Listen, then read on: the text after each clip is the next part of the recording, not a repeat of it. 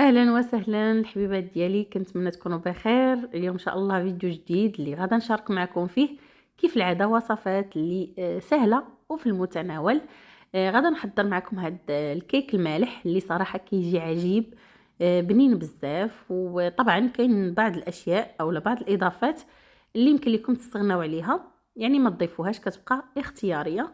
وكذلك غادا نحضر معكم هاد الكوكيز هذا بالحجم العائلي، كيف ما كتشاهدوا معايا كيجي هش وبنين، وخصوصا الناس اللي المحبين ديال الشكلاط، اللي يعني كاين بزاف د الناس اللي كيعجبهم الشكلاط. انا صراحه ماشي منهم، لكن كاين وليداتي واخا انا ما عنديش مع الشكلاط بزاف صراحه، لا الشكلاط الابيض ولا الاسود ولا اي نوع ما كيعجبنيش بزاف، ماشي من المحبين ديالو.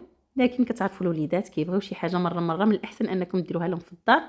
غادا نحضر معكم كذلك هاد الشوربه هذه البنينه وسهله طبعا، وغنعطيكم بعض التغييرات الا بغيتوا تضيفوها. غادا نبدا معكم باول حاجه. غادي ندوزو باش نحضروا هاد الكيك المالح. وكذلك بنات اللي مهتمين بالوصفات السريعه، مرحبا بكم عندي في الانستغرام. كل مره كنسى البنات نخلي لكم الرابط ديالو في اول تعليق، غادا نخلي لكم هاد المره في اول تعليق باش هكا تشوفوا يعني الفيديوهات. وما شاء الله يعني الحساب كبر وكاين متتبعين كتار، ويعني فات 100 صراحه طلع بواحد السرعه، انا واخا ما كنتش دايره في بالي. كنتمنى انكم تنوروني فيه. غادا نخلي لكم الرابط ديالو. غنبداو على بركه الله بطريقه التحضير. عندي 2 حبات ديال البيض، الحجم ديالهم يكون يعني الحجم ديالهم كبير، انا درت الحجم ديالهم ماشي صغيور، المهم يكونوا متوسط او الحجم كبير، ما يكونوا صغيورين. الا كان صغير ديروا 3. درت واحد تقريبا 4 المعالق كبار ديال اليوغورت الطبيعي، زائد كاس لاروب بالقياس ديال العنبه ديال الزيت، كذلك كاس لاروب بالقياس ديال العنبه ديال الحليب. دائما البنات بالنسبه للبيض والحليب يكونوا بحراره المطبخ، يعني ما تجبدوش من الثلاجه، باش هكا ما ياثرش لكم على اي كيك يعني اي نوع، باش يطلع مزيان. عندي هنا الفلفل الاحمر بودره الحلو، عندي شويه الفلفل الاسود مع الزعتر، يعني درت شويه الابزار مخلوط مع الزعتر ولا الاعشاب المنسمه، شويه ديال الملحه. كتخلطوا مزيان هاد المكونات، داك الزيت مع الحليب مع اليوغورت مع طبعا البيض، حتى كينسجموا بهذا الشكل هذا. من بعد كتبداو تضيفوا في الطحين. بالنسبه للكميه ديال الطحين كتبقى على حسب النوعيه ديال يعني النوعيه ديال الطحين اللي عندكم. انا هاد الطحين هذا اللي استعملت متعدد الاستعمالات. درت معاه بالنسبه للخميره ديال الحلوه كديروا 10 غرام 10 غرام ديال الخميره ديال الحلوه.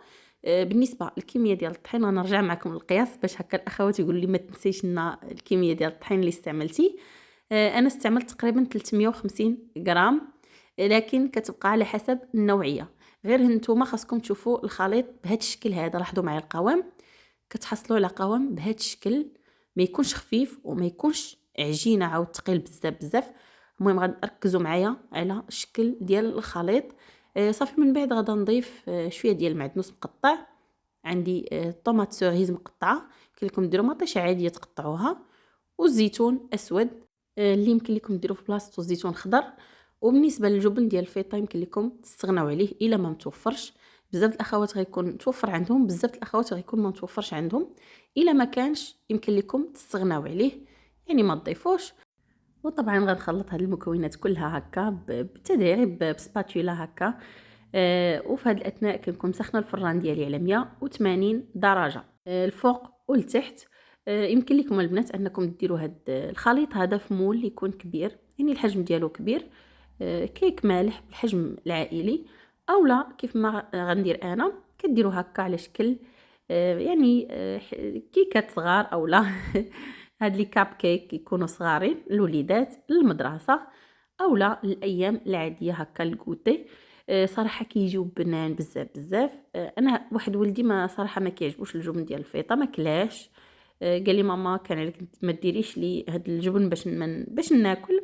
لان كتعرفوا كاين بعض الوليدات كل واحد ويعني كاين اللي كيعجبو الجبن، كاين اللي ما كيعجبوش. العكس هو كيعجبو الجبن، يعني اي جبن هكا الشكل ديالو مربع او كما كان، الا الجبن ديال الفيطه ما كيقدش عليه.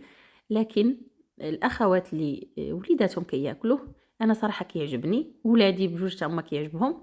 يعني على حساب الوليدات يمكن لكم تحيدوا مثلا ديروا خليط نفسه وقد تاخذوا لي كاب كيك وتحيدوا دوك الطريفات ديال هذاك الجبن، ما تحطوش في الكاب كيك. بحال مثلا هذه ما كيبانش فيها يعني وحده صدق ما فيهاش الجبن ديال الفيطه.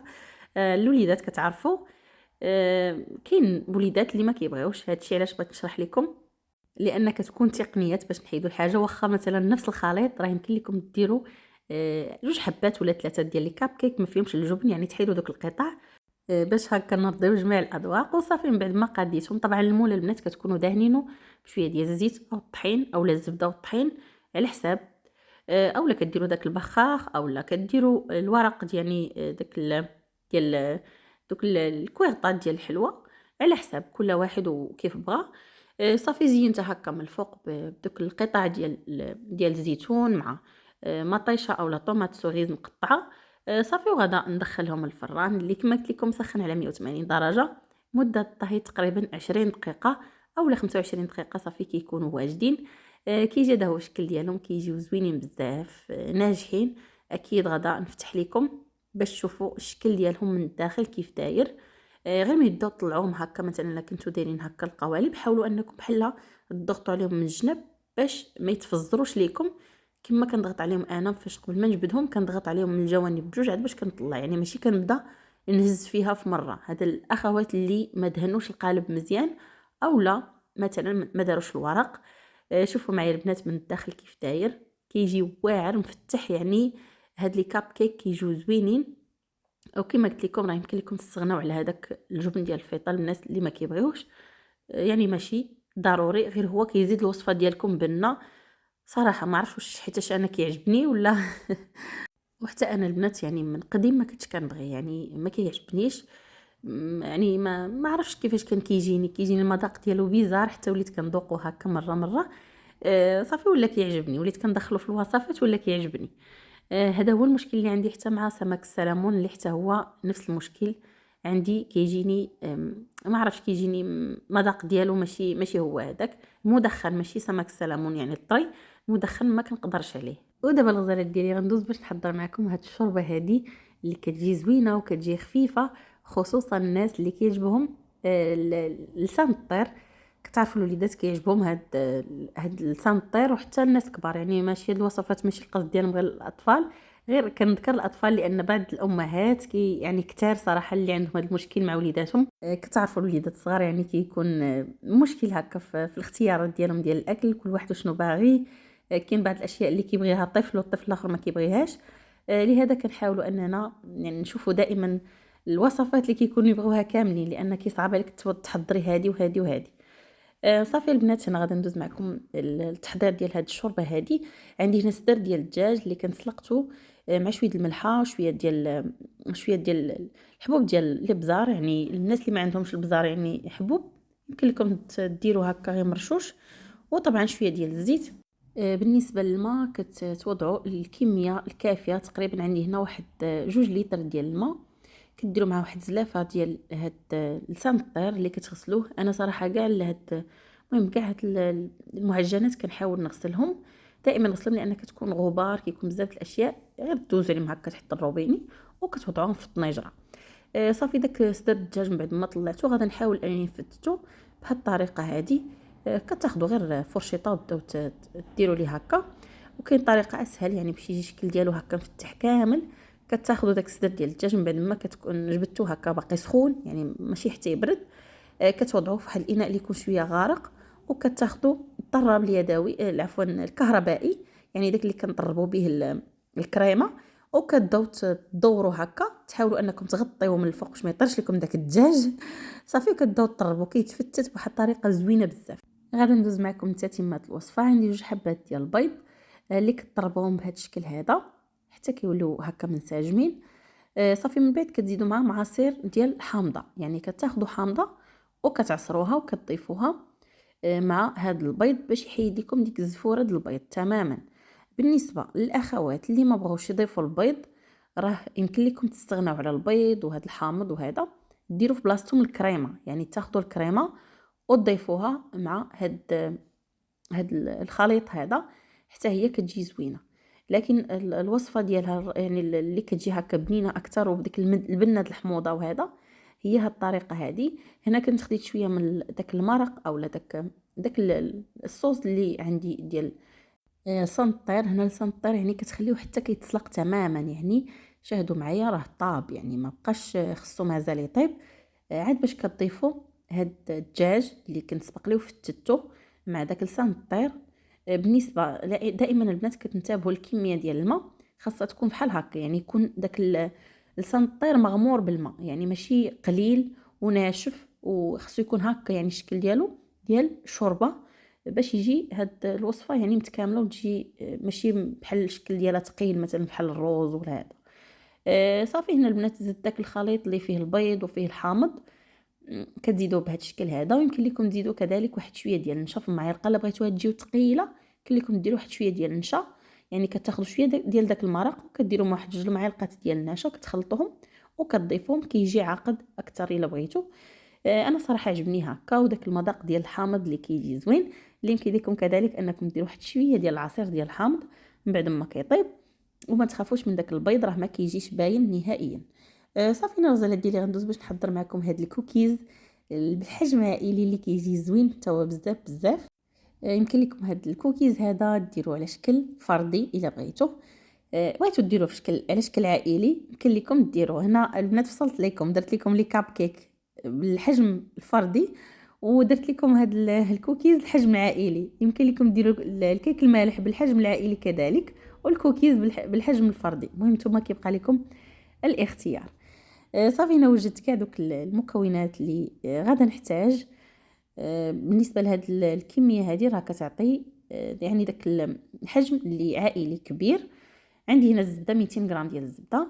بالنسبه للزبده تكون بحراره المطبخ، الا ما كانتش بحراره المطبخ يعني تكون طريه كتدخلوها الفران شويه. انا بحال دابت ليا خصها نورمالمون خصها تبقى شاده. المهم نتوما سخنوا الفران على 40 درجه وطفيوه ودخلوا ليه الزبده ديالكم باش تاخذ حراره المطبخ، يعني باش تولي طريه. زدت هنا كاس لاروب ديال القياس ديال العنبه، زائد معلقه صغيره ديال بيكربونات دو الصود. كتخلطوها مزيان ومن بعد كتزيدوا الفانيليا السائله اولا الساشي اللي بغيتو. صافي من بعد بديت كنزيد في هاد الطحين بالتدريج بحال هكا. وغنحاول نخلي لكم مقادير في صندوق الوصف ديال هاد الكوكيز هذا مضبوطه. بالنسبه للكميه ديال الطحين غادي نشوفوا القياس، غير نتوما ما خصكمش ديروها ناشفه، يعني هاد العجينه هذه ما توليش عجينه هكا قاصحه بحال الخبز ولا هذا، خصها تبقى طريه بزاف بحال اللي باغي نديرو هكا الصابلي، خاصها تكون خفيفه. صافي هنا كتشوفوا معايا الخليط بقيت كنزيد في الطحين حتى نساجم الخليط بهذا الشكل هذا. تقريبا الكميه ديال الطحين اللي استعملت انا غادي تكون 500 غرام هكاك ديال الطحين. لان كتعرفوا الزبده راه يعني 200 غرام راه فيها بزاف ديال الدهون، ضروري انكم تحتاجوا الطحين. غير هي دائما البنات هذه الكلمه غنعاود نقولها لكم دائما في كل فيديو تقريبا، ان الطحين راه كيختلف من نوع لنوع، يعني دائما خاصكم تردوا البال. عندي هنا 200 غرام ديال الحبيبات ديال الشوكولات اولا هاد الحبيبات الشوكولاته. البنات يمكن لكم تاخذوا شوكولاط عادي، الناس اللي ما متوفرش عندهم تاخذوا شوكولاط عادي وتحاولوا انكم تقطعوه. غير هو هاد الشوكولاط هكا كيجي احسن، لكن الا ما كانش يمكن لكم تستعملوا شوكولاط الاخر تقطعوه طريفات صغيورين. صافي البنات تحصلوا على هكا العجين كيف ما شاهدتوا معايا، يعني العجينه باقا طريه، شوفوا معايا طريه بزاف. ما تكونش قاصحه نهائيا، خاصها تكون خفيفه. راه هكا تلصق هاد العجينه بحال هكا، خاص العجينه تكون تلصق كما قلت لكم بحال باغي نصايبوا هكا الصابلي اولا. يمكن لكم البنات هاد الشكل هذا ديروه كويرات صغيورين وتزينوه هكا بالشكلاط، اولا تاخذوا طريف يعني كل المربع صغير ديروا وسط منه شويه الشوكولا وتسدوا عليه، ديرهم هكا على شكل دوائر. وداك الشكلاط كيكون في الوسط ديالها شكلاط يعني دايب، لانني موجده حدايا هنا الشكلاط يكون دايب. اي نوع اللي يكون نوعيه اللي مزيانه كتستعملوها. الا كان شويه بحال قاصح كتدخلوه للفران باش كيذوب شي شويه. صافي هنا كتاخذوا المول بهذا الشكل. ما كدهنوه ما والو لان فيه الزبده، العجينه فيها الزبده يعني ما محتاجش انكم تدهنوا القالب. الا بغيتوا تفرشوا ورق الزبده اختياري، لكن ما كاينلاش لانها ما كتلصقش هذه العجينه كما قلت لكم لانها فيها كميه الزبده اللي كبيره. صافي هنا قسمت العجينه كما شاهدتوا معايا على جوج بحال هكا. كتحاولوا انكم تضغطوا عليها وتطلعوا الجناب، يعني الجناب كيطلعوا شويه باش هكا توضعوا داك الشكلاط في الوسط بحال هذا الشكل هذا.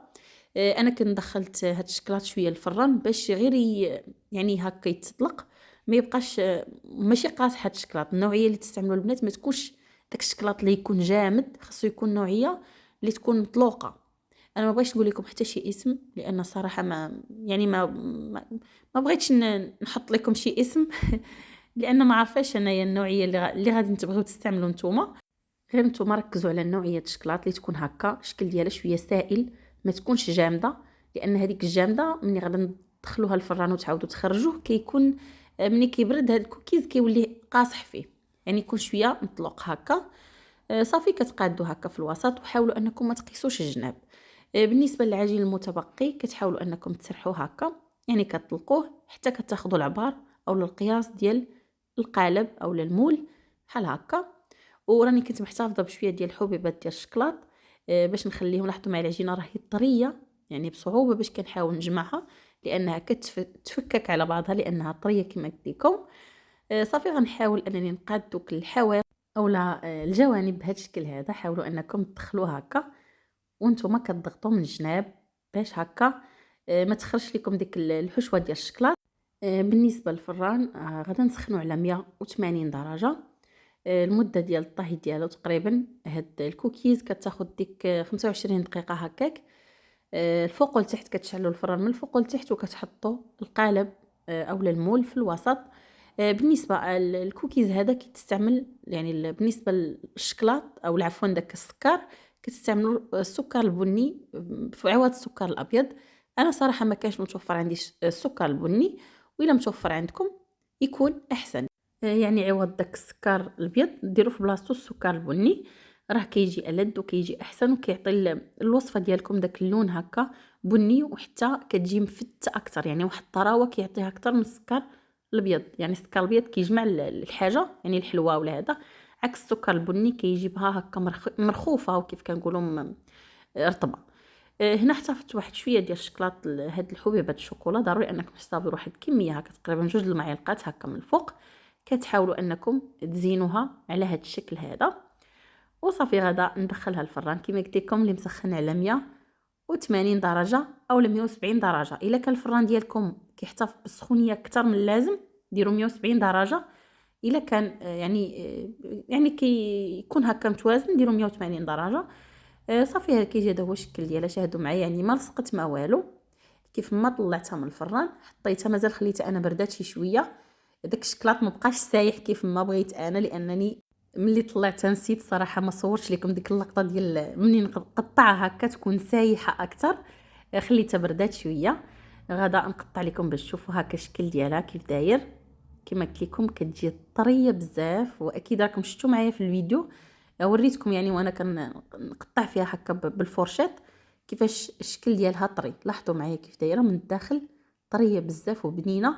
ما ديروش خميره ديال الحلوى البنات، ديروا غير بيكربونات دو الصود، يعني اللي خاصه بالمطبخ، يعني ديال المطبخ ماشي بيكربونات ديال التنظيف، ديال المطبخ البنات. لان دائما كيجوني البنات اش من نوعيه البيكربونات اللي كنستعمل راها ديال الطياب البنات، راه كاينه في كاع المحلات التجاريه الكبرى متوفره فيها. صافي البنات كنوريكم الطراوه ديالو كيف جات مع داك الشوكولا، كتجي بنينه بزاف. وصافي الغزالات ديالي كان هذا هو الفيديو. كنتمنى انه يعجبكم، وإلا عجبكم اكيد ما تبخلوش ليا باللايكات ديالكم والتعاليق ديالكم زوينه باش هكا نشجعوا نبقى ننزل لكم فيديوهات يوميه. غنقول لكم شكرا على المشاهده، نتلاقاو ان شاء الله في فيديو اخر. السلام عليكم.